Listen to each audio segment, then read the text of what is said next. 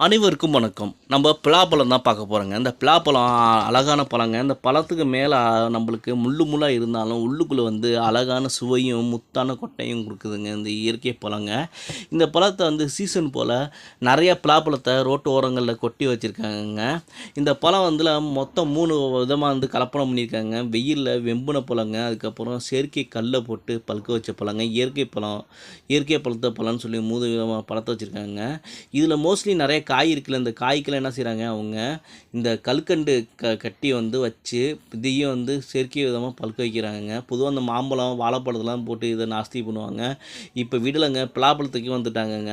இந்த பலாப்பழத்த காம்ப உடைச்சாவே பொதுவா நம்மளுக்கு வந்து பாலா வடியுங்க. இந்த ஓரத்தில வந்து இன்ஜெக்ஷன் மூலியமா வந்து பழுக்க வைக்கிறதுக்காக ஊசி போடுறாங்கங்க, அந்த கல்கண்டு இத வச்சு.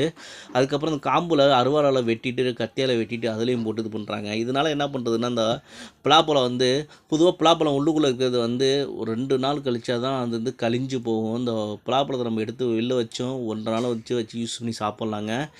இதே மாரி பண்ணுறதுனால இந்த பலாப்பழம் சுவையா இருக்கிறதுக்காக வச்சிடுறாங்கங்க. வெயில்ல போட்டு இந்த கல்கண்டுக்குள்ள இருக்கிறத பழம் சுவையா இருந்தாவும் நம்மளுக்கு உடம்புக்கு கேடுங்க.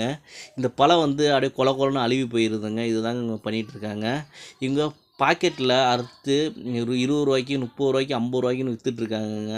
மலிவா வித்தாலும் இந்த பலாப்பழத்த வாங்கி நம்ம சாப்பிடாத அளவுக்கு வந்து அதில வந்து எதுலயும் கலப்படத்த பண்ணிடுறாங்கங்க.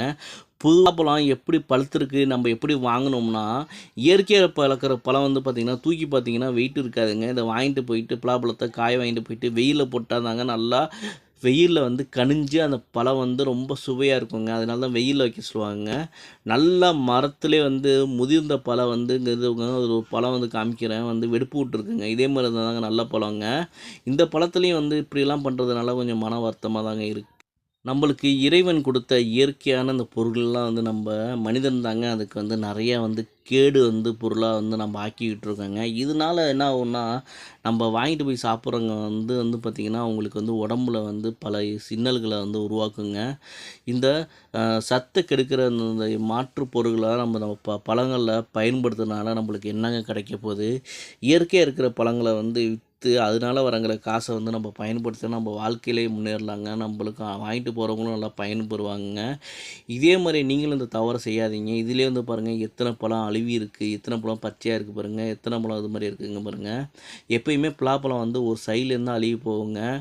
இதே மாரி இந்த இந்த இது கல்லுலாம் போட்டு பயன்படுத்துறதுனாங்க அந்த பழம் வந்து சுத்தமா டோட்டலாவே கருப்பா இதாயிருதுங்க.